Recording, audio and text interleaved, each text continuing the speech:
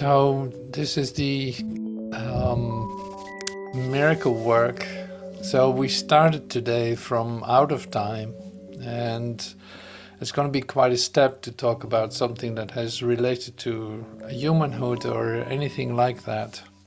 So the emotional involvement in listening to Christmas songs can be quite enormous, especially when you recognize what is happening with you, in you, and that in fact the glorification in the songs are referring to your glorification of the truth of who you are, the Christ being born in you, not anywhere else, in you.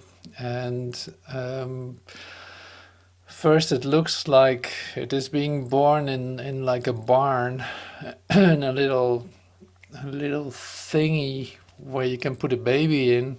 It seems like this three-dimensional structure that your Christ is being born in, but in say it doesn't take long to realize that this is a resurrecting Christ, that the whole three-dimensional experience of the Christ is completely annihilated, literally like into the nothingness that it appeared to be in for just a moment. Now this is something that's so wonderful to see this, say, from out of time, which is with the miracle work, in fact, always this perspective, like looking from out of time into the dream and looking at the nothingness of it, not understanding anything it sees because it doesn't make any sense what you see. And so that's great. We're going to take a look at lesson 3, and that will tell us the same. So that's one thing. But what I'm actually want to continue on is like the whole idea of the belief that there is something here, like in the three-dimensional definition of ourselves, and the whole idea that there's something here, say, is confirmed every time that you think you see someone, like you think you see someone. And now the immensity of that mistake is off the charts, because whatever you see, it's not me. Like, you cannot see me. It's impossible that you see me.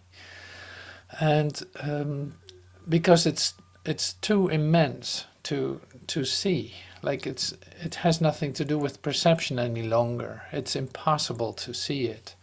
And that in itself saves you a lot of time if you realize what it actually entails. You know, it's like, don't even try it. You, with your perception, you see only that of me that you want to see. Now we're actually in the middle of the lesson of today. Like, you literally see what you want to see. And you call that by a name, you call that by a function, you call it by a status, you call it by an idol's name. But it has nothing to do with that one. So that is immense. That is so incredible, because it's like you have no idea of the grandiosity, like the grandeur, actually I should say, like the grandeur that is you. So yeah, that's where this has to do with. It's like the place where we find ourselves in chapter 15, for instance, is we're just about to entrance into the idea of littleness versus grandiosity. Let me see. Magnitude is called. Littleness versus magnitude. So to see me, literally as an example, like to see me as this figure that is talking to you, and you think that that is really me, is believing in littleness, is believing that that is your reality, because it only confirms your own way of how you see yourself. Now, this is why this whole chapter 15 is a chapter about the holy instant, because the holy instant is this one moment in which you release that idea about your brother, that you suddenly start to see beyond the definition that you gave and enter into a recognition of your wholeness, or a recognition of the immensity of creation. That is your brother. That is you. That is, since there is only one, that is the one. So you're looking for the one. Now, in in looking for the one, we do that as a human being too. We try to find the one and only, the one. And we're looking for that everywhere. And it first really appears that way, that I found the one. But that doesn't take too long to recognize, well, that's not the one either. It's like, no, there's some skeletons in the closet, and there's some this and some that, and I really thought this was the one. And in fact, of course it is the one, but you are not allowing yourself to see the one, because you cannot see the one if you don't include yourself in. You're all included in the one. So if you see someone else outside of you, or yourself separated, then you will not be able to see the one. Seeing the one is not perception. Seeing the one is an experience of your totality. So if you see the one, it's the end of you. You could say, like, if you see the one, you're in it. And then the form, the differentiating between this person, for instance, or that person, completely dissolves, because the one is just the one, and you're it, and you're completely included, and you're all that immensity that you cannot imagine, but it is created and it is creating. So anyway, so that's a bit of the red thread through today's, ingredients of this miracle work, the Christmas edition. So, yeah, the warming up for us was listening to some smashing, Christmas songs, and like I said, the warmth and the melting ability of Christmas songs can be really great if you're open to it. It can bring you home right away. It's not a problem at all. And so that's why it's so delicious to take time to do that. And this is a perfect time of the year to do so, apparently. So it is exactly what is given us. So there will be more. But first, let's do a bit of the miracle work, which is now today. I have no idea what I'm seeing. I don't understand what I'm seeing, because nothing seems to make any sense here. That's lesson 3. I do not understand anything I see in this room, on this street, from this window, in this place. I do not understand anything I see. Apply this idea in the same way as the previous ones, without making distinctions of any kind. Whatever you see becomes a proper subject for applying the idea. Be sure that you do not question the suitability of anything for the application of the idea. These are not exercises in judgment. Anything is suitable if you see it. Some of the things you see may have emotionally charged meaning for you. Try to lay such feelings aside and merely use these things exactly as you would anything else. The point of the exercises is to help you clear your mind of all past associations, to to see things exactly as they appear to you now, and to realize how little you really understand about them. It is therefore essential that you keep a perfectly open mind, unhampered by judgment, in selecting the things to which the idea for the day is to be applied. For this purpose, one thing is like another, equally suitable and therefore equally useful. Wow.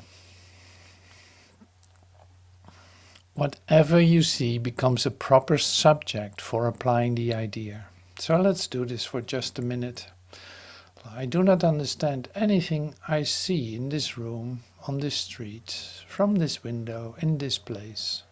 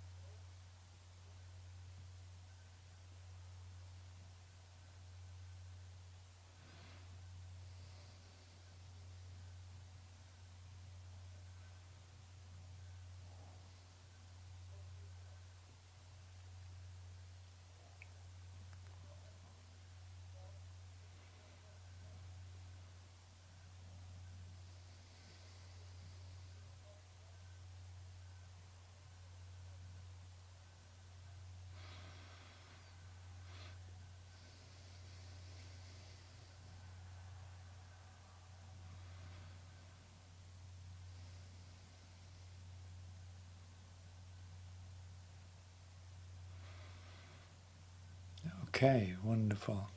So it does make a lot of sense, doesn't it? To do this exercise. It's like it says here, it's for releasing any kind of idea about past associations. Oh yeah, the point of the exercise is to help you clear your mind of all past associations. So that's really lovely. Since that's the only thing that you see, really. It's like the only thing that you see is based on an idea that you have about, that you know what you see, and you don't. Like I said in the beginning, like you don't see me. If you there's no way that you can see me, because literally the recognition of me would be the end of you, in a sense. Like you cannot see me without completely coming into an experience of oneness, of my, of the one, being the one. So I can talk a lot about that, but it doesn't make too much sense. So that's why I don't do that, and that's why we also do the miracle work. So there's a bit of work to do in order to say get the best, say the only experience, in fact, that confirms your reality. And so it's always interesting in how to fly this, so to speak, because see, it's like everything in the human world, every emotion, every idea of love, or any kind of gift, or who knows what human expression, it is always so twisted, it's always so turned upside down. So that's why this takes a bit of time to unravel the twistedness of what you think is love, and what you think is a gift, and what you think is you, and what you think your brother is. So you see objects in this world, but they're not your brothers. You see bodies walking around, and they're not your brothers. So it's like, yeah, that, how twisted is that? Like how changed is that? So how could you ever come to the realization of your truth? You can ask yourself, and then you believe that there's such thing as time. So it is like, this one is 20 years old, that one is 50 years old, and this one is 100 years old, and so you you literally make a whole fabric of associations, a whole fabric of your reality. You confirm it every time you look at it, and you put everything in place, you organize it in time, and it's like the one moment that you're missing is this instant. And this instant is exactly where we're heading to. So this is how completely upside down it is in what you're actually, say, letting come to you in this miracle work. So it's exactly pointing in a different direction. This has nothing, nothing to do with time. This is heading to a moment in which you are released from time. And say, returning back to the atonement, recognizing that at one moment that you are the one, recognizing that one instant that you realize that you are the one, and that moment is forever.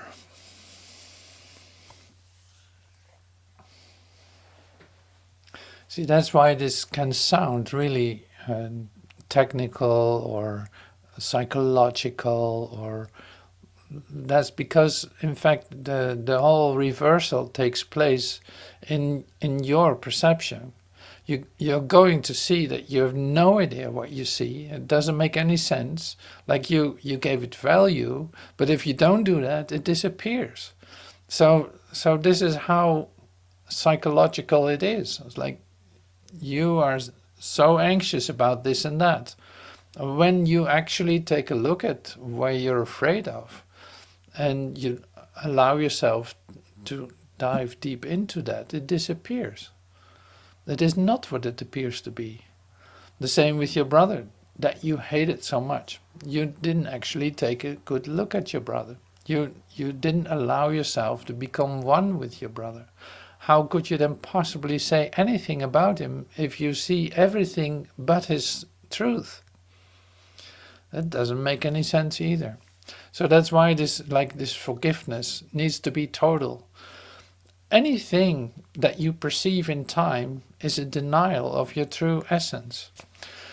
So that's the forgiveness act then that we perform, is in this sense then continuously letting go of any idea that is related to your association with time, with an object in time, with you in time, with something that appears to be outside yourself. This is what we train continuously. And that's a matter of wanting to see it differently. So it comes more and more, it comes down to a choice that you make. I can no longer see this the way I saw it before. It's too painful. It's too painful to think that there are people starving to death not far here from me. It is weird to see that people are dying of diseases within a reach of probably 100 meters. There are people dying of sicknesses. And that should not be me. Like, that has nothing to do with me. I'm separate of that. I have no relationship with that. I have nothing to do with that. It's like this world does not make any sense.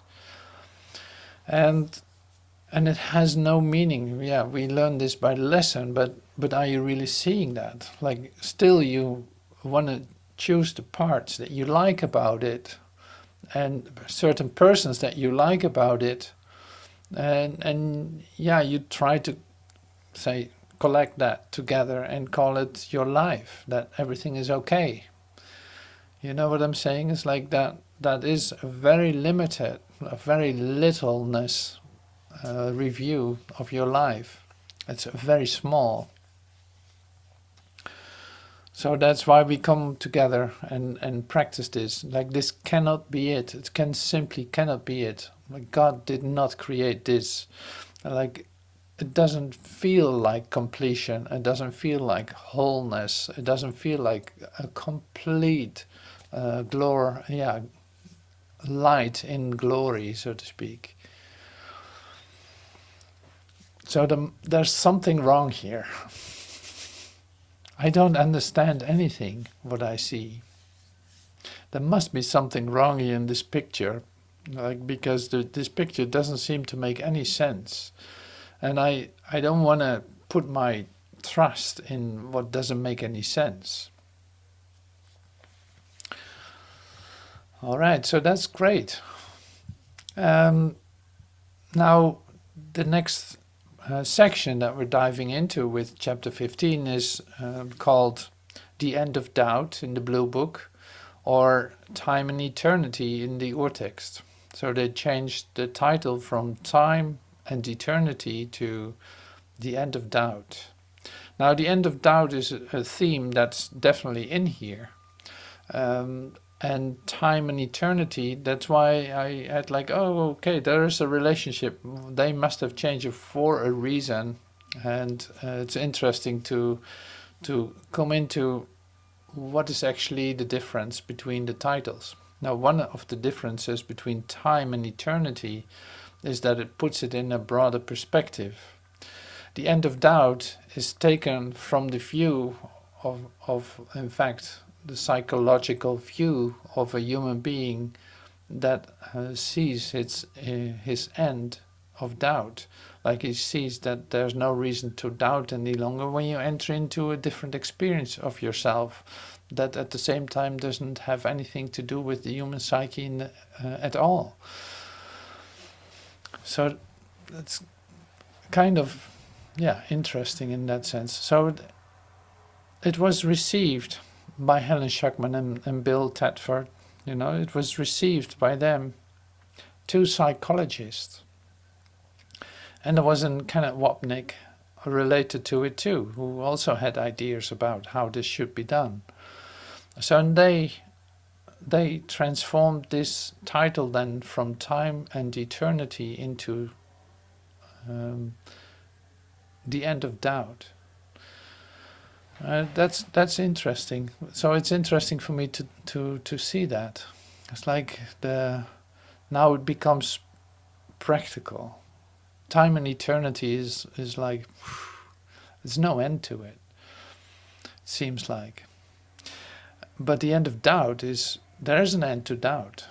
So that's kind of practical. In that sense, it's easier to hear it. Anyway, so that was just my... Alright, time and eternity. We start at the beginning. Yeah, here's the beginning. So it starts with the at-one-ment is in time. At-one-ment is in time, but not for time, because it's more or less like it is remembering that you are the one.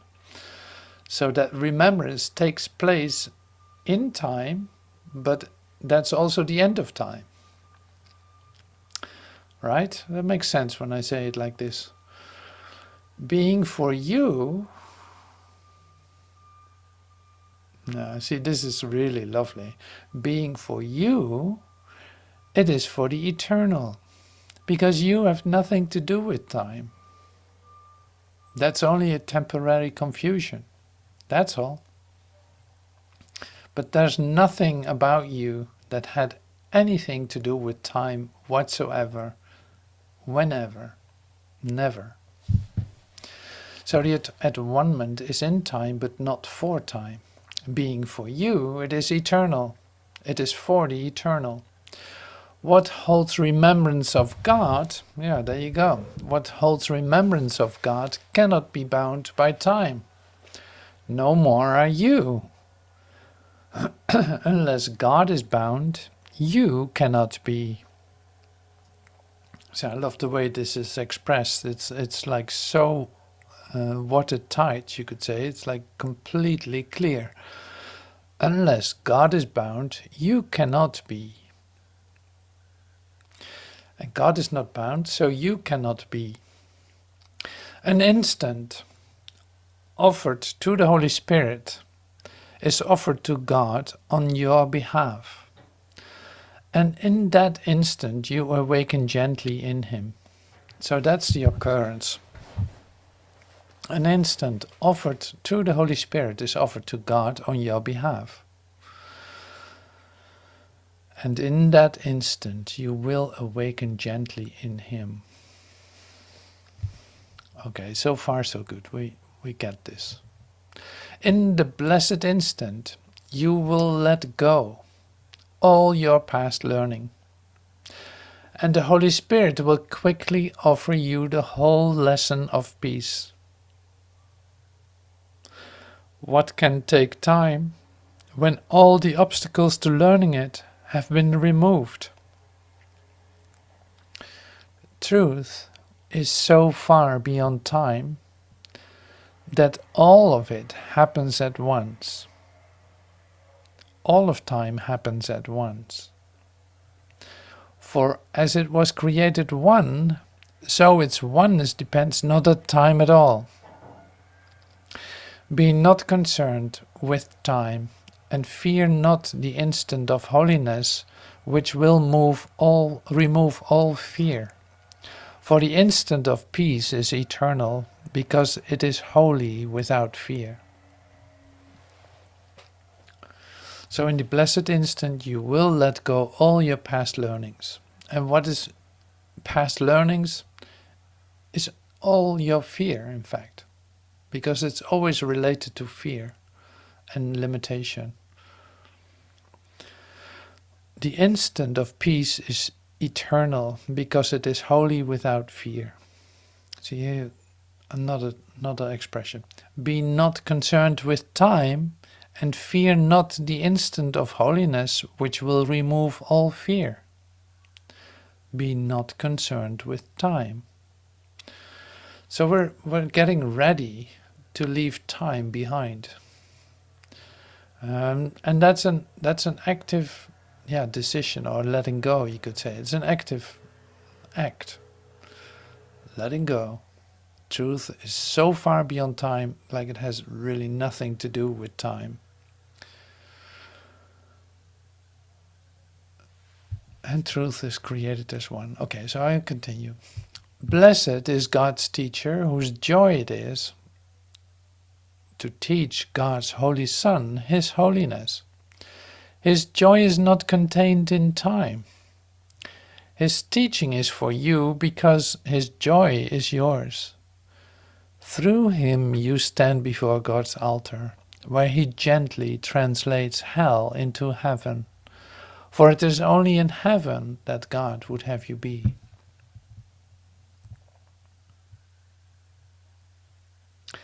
Through Him you stand before God's altar, where He gently translates hell into heaven. For it is only in heaven that God would have you be. So it's like His joy is cannot be contained in time. Like His joy, the joy of the teacher of God, like the joy of your Holy Spirit, has nothing to do with time. So it can also not be experienced in time. The moment you experience your wholeness, that you are the one, you're not in time. It's impossible. And you see that. So this is why I said in the beginning too, it's like, we're starting from out of time. Like in our holy instant, remembering our holiness as an absolute, totally joyous occasion, we're not ruled by time. It has nothing to do with time. The joy is not experienced in this world. The joy is experienced in you. And truth is so far beyond time that it has nothing to do with this. And this is the spiritual part of our training. It's like it has nothing to do with the world. It has nothing to do with improvement of humanhood or solving problems in time. No, this is in fact at the very, very, very end, where you say, this place is impossible and there's no solution here that makes any sense, because this place isn't real. Truth has nothing to do with this place. Now here's my solution. Let gently hell be translated into heaven, right where you are. And how easy is that? let it be translated. You don't have to translate hell into heaven. It is going to be done for you by your decision that you want this to occur to you. So you can turn this around, like I always love to do it, because then it makes it clear. So your choice is to stay in heaven, to stay in hell. That is your choice. You can choose to stay in hell. Nobody's going to stop you. You know what I'm saying? It's like, if you want a place of conflict, you found it. You can stay there as long as you want, and you can be as conflictual as you want, and you can say, make the whole world your enemy. That's completely up to you. That's literally what's happening here in what you call your world. Like, the conflict is increasing. You want to hang out there, go ahead. That's your choice. But if you want this to be translated into heaven, gently translated into heaven, let that be done for you by your decision. Yes, this is what I want. I don't want this. Not this. No, I don't want this. I've had enough. Like, I've had enough pain. I've had enough of limitation, of struggle, of conflict, of fear, really. It's like the basis of this idea is fear. And there's a real reason for that. I don't want to get into that right now, but of course there's a reason for it. So things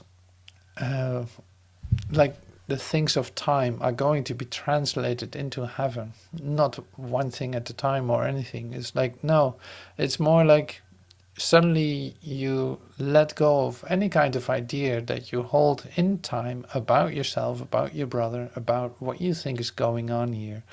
And you let your valuation of this be evaluated by the Holy Spirit, and see that it dissolves literally.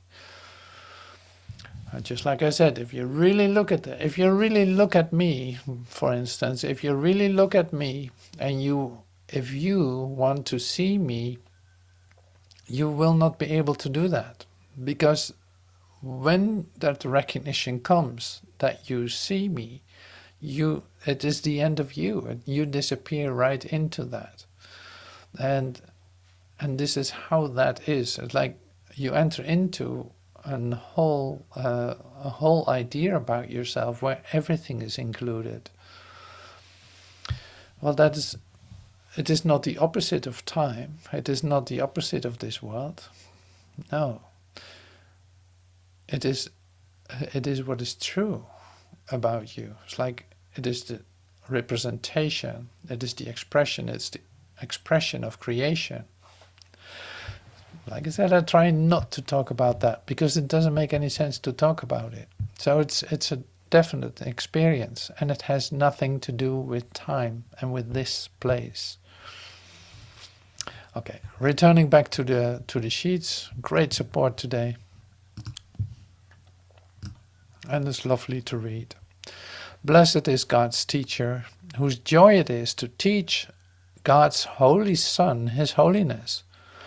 Like, yeah, let's remember your holiness, because your holiness is not like His joy is not contained in time, and your holiness is beyond compare. Your holiness is all inclusive and total. His teaching, God's teacher's teaching, like the Holy Spirit's teaching, is for you because His joy is yours. Through Him you stand before God's altar, where He gently translates hell into heaven. For it is only in heaven that God would have you be. In the holy instant, you will unchain all of your brothers and refuse to support either their weakness or your own. You refuse to support either their weakness or your own, like your own weakness or their weakness. Weakness in terms of being a separate body, being a victim of the situation, being a person, an entity in time. Oh yeah, like that. You do not realize how much you have misused your brothers by seeing them as sources of ego support. And this is immense. So it's a big mess that you left, you know, it's a big mess that you got yourself into by misusing your brother and seeing them as support for your ego. Seeing them as support for seeing you as the one that you want to be or that you think you are. And that's an immense mess.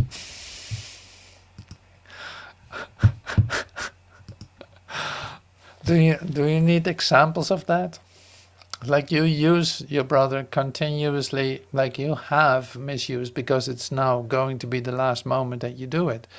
Like you have misused your brother immensely by thinking that he's a separate entity with his own ideas, thinking that he's a body walking around on this earth, thinking that there's, yeah, like you love him partially, like you quite like him or her, like you quite like your brother, but also are happy when they're not there. Happy in the sense of, well, it's good when they're here, but when they're not here, it's good too. Like this, like a total ambivalent kind of love idea. Yeah, so that's just a couple of examples then, if you want. There's more. Like you leave a big mess by your ability to come to your supposed ability to make a compromise, to accept certain things while you know they are not true, or by being quite honest about what is going on, but never revealing yourself, like exposing yourself in recognition of your holiness, for instance. So yeah, we'll come to that. So I will not walk too fast. But it's lovely stuff. So it's like, it's good to take a look at that. It's not that you're going to be left there. So you do not realize how much you have misused your brothers by seeing them as sources of ego support. So you use your brothers, for instance, to compare yourself with others. You compare yourself, whether that's in the direction of you're never good enough or you're better than others. It doesn't matter. It's the same thing. But you use your brothers to place yourself in a scale that doesn't make any sense. It is therefore your choice, here it is, like it is therefore your choice whether they support the ego or the Holy Spirit in you. That is your choice. So you can stay in conflict as long as you want. What I said before is like you can stay in conflict, and in this world where you use everything in fact to establish yourself as the persona that you're not, or you can choose literally if your brothers are going to say recognize or support the Holy Spirit in you. It's your choice whether they support the ego or the Holy Spirit in you. Your true thoughts will bring truth in your reality. Your separate thoughts will bring separation. And the true thoughts that you are thinking are experiences of your oneness, not anything else. It is not an idea like, oh, he's so great, he's so holy, I love him so much. And this kind of thoughts is not what a whole thought is.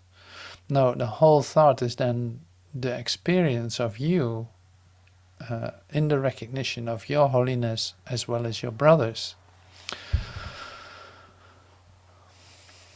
And you will know which you have chosen by their reactions.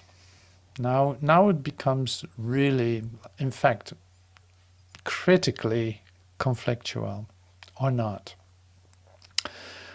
And you will know which you have chosen, the Holy Spirit or the ego, in your brother, by their reaction. A son of God who has been released through the Holy Spirit in the brother, if the release is complete, is always recognized. He cannot be denied. As long as you remain uncertain, it can be only because you have not given complete release. Release from what, you ask? Release from all ideas that you have about yourself and your brother and the situation that you think that you are in. If you allow this release to be complete,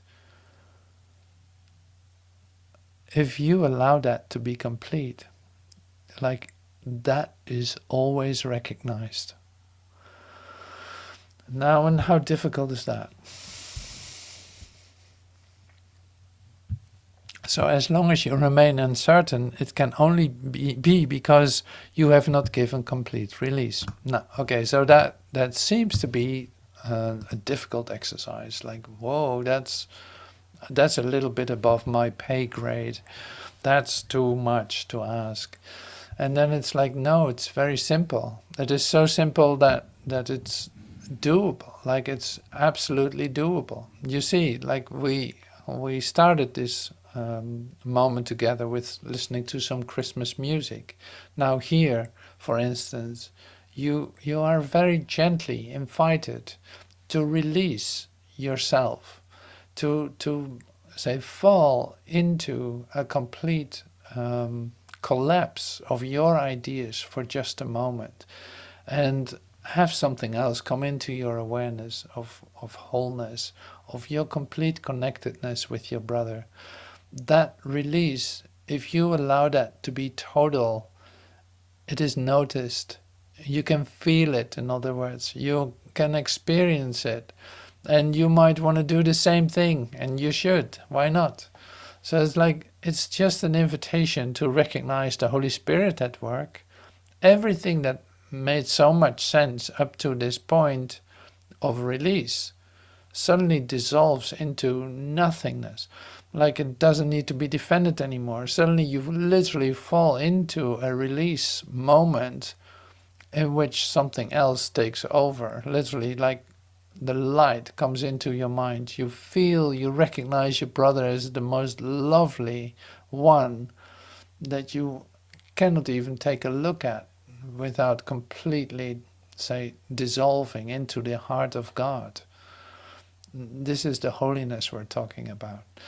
But also the simplicity in which this can occur. So it's not hard. It is just a matter of, are you allowing yourself to be free of fear? Or do you choose to stay with fear and defend yourself a little bit? Well, that will happen to me one day. Like you're postponing it just out of fear of not allowing that release to be complete. This is how simple that is.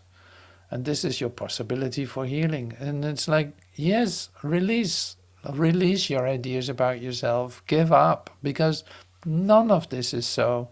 And where you will enter into is like, first you start with your feet in hell, and it's gently being translated into heaven. Why would you not want to experience that? So I don't have to say more about that. But it's so lovely and so simple. And it's not far away. It's not far away in the future. No, it is just available right now. It doesn't need any ideas. It doesn't need any associations. It doesn't need anything of this world, of your thinking about this world or your brother. No, it is still. You have not yet given one single instant completely to the Holy Spirit, for when you have, you will be sure you have. You will be sure because the witness to him will speak so clearly of him that you will hear and understand.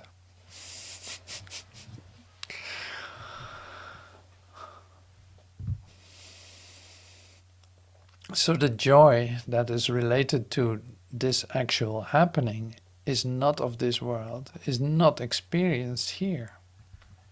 And that is so great. And you will hear and you will understand. He will speak so clearly, like that's the brightness of your mind. It is so bright in your mind that you can't stand it and completely let yourself be dissolved in it.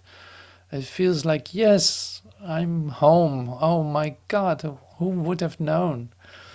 Why have I been rejecting that or defending my selfhood apart from God? Why did I do that? That's crazy. I love it. You will doubt until you hear one witness whom you have wholly released through the Holy Spirit. And then you will doubt no more. The holy instant has not yet happened to you, but it will, and you will recognize it with perfect certainty, not an inch of a doubt.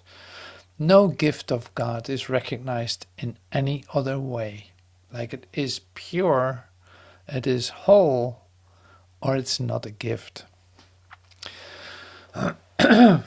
So here we say like the holy instant has not yet happened to you, but it will, and you will recognize it with perfect certainty. Now you can say like, well, now I feel a bit of a defense coming up. I think I did experience it. Like, okay, wonderful. So there's no need to defend yourself against this. So if I did not, okay, so this takes care of it. Because I've been looking at these sentences before, long ago, and looking at these sentences, I was a bit offended by them, thinking that it has nothing to do with, like, well, I had such great experiences, I have experienced it. Like, no, so you never experienced this. Why don't you just accept that you never experienced this, but you are willing to experience it now? That would open the door for you. Like, oh, if you stay in your defense, like, well, I really don't like A Course in Miracles because what is in there is really offending me right now. Like, I did have a holy instant and now I'm being rejected by saying, no, you did not experience it yet. Forget it. Like, why don't you just accept what it says? In your acceptance of it, you become open to receive it in a whole new light. And it will be amazing, and it will be, say, new. So choose that, choose that. Okay. Oh my God, I need to hurry up a little bit. I think we're almost there though. The holy instant has not yet happened to you, but it will, and you will recognize it with perfect certainty. No gift of God is recognized in any other way. You can practice the mechanics of the holy instant and will learn from doing so. So the mechanics of the holy instant is really like what meditation could be. It's like, yeah, quieting down my mind, breathing, and taking my attention from this world to my withinness. I'm practicing the mechanics of the holy instant.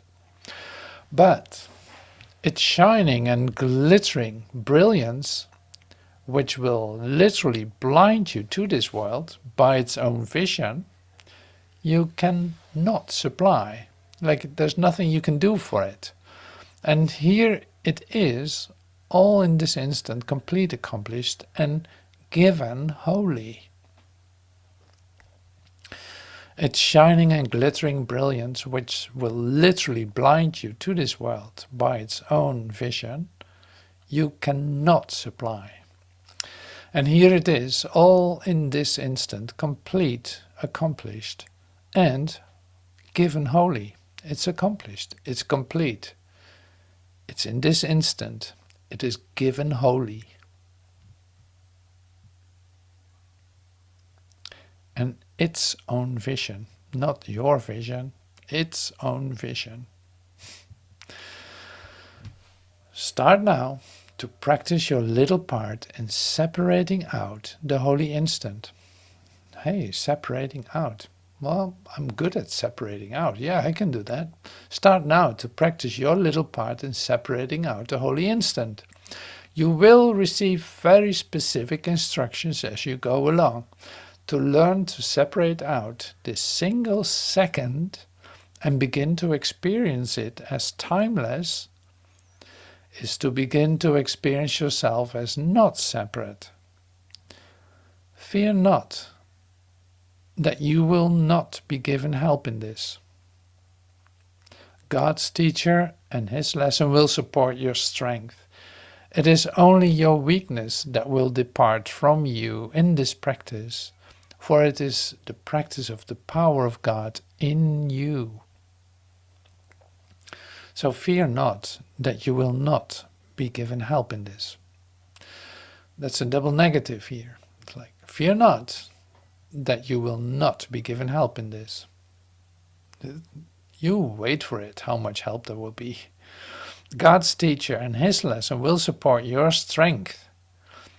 It is only weakness that will depart from you in this practice. Like the whole idea of that you cannot and that you don't, and that you will never be able to do this, you will never be able to accomplish this, and all this self-doubt, in fact, will disappear.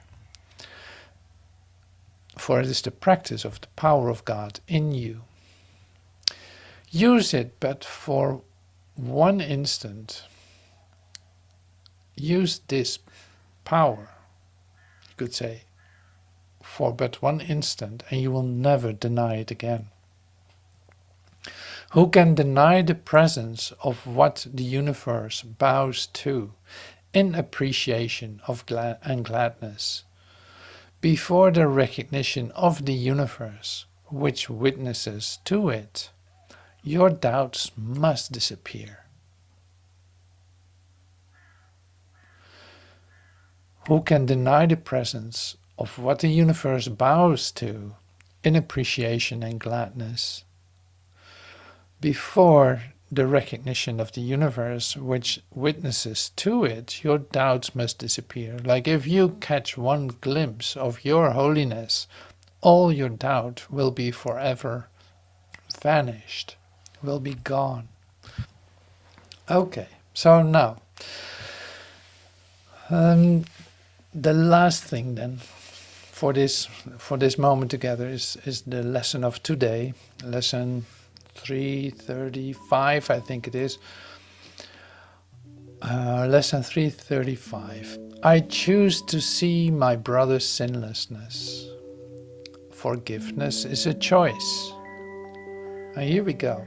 I never see my brother as he is, for that is far beyond perception. What I see in him is merely what I wish to see, because it stands for what I want to be the truth. It is to this alone that I respond, however much I seem to be impelled by outside happenings. I choose to see what I would look upon, and this I see, and only this. My brother's sinlessness shows me that I would look upon my own sinlessness, and I will see my own sinlessness, having chosen to behold my brother in its holy light. Well, that's the that's the atonement principle. Recognizing you are the one by seeing that in your brother, by recognizing your oneness with your brother. In that holy light, you recognize it. Excuse me.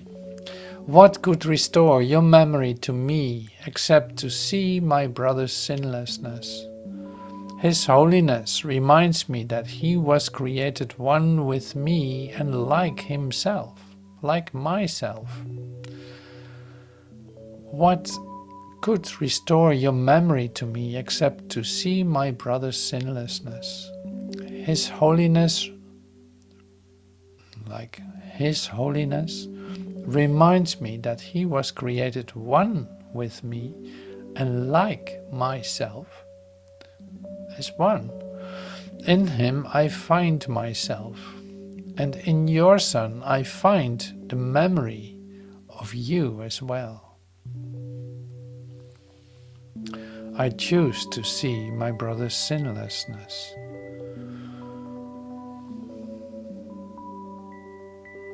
Absolutely. So the rest is all made up. If I want to see something else, that is made up. I can make that my truth for myself, but it is not the truth, and it is pain, and it is limited. But I can also choose to see His holiness beyond perception. You know, it has nothing to do with the characteristics that I see with my eyes, because actually my eyes don't see anything. So that is really lovely.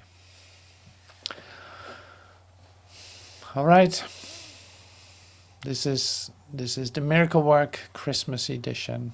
So I'm going to play another Christmas song, maybe pick one of the favorites that I already heard today, and just allow this moment to be completely fulfilled by recognizing the holy light in my brother, and standing at the altar, letting hell be translated into heaven.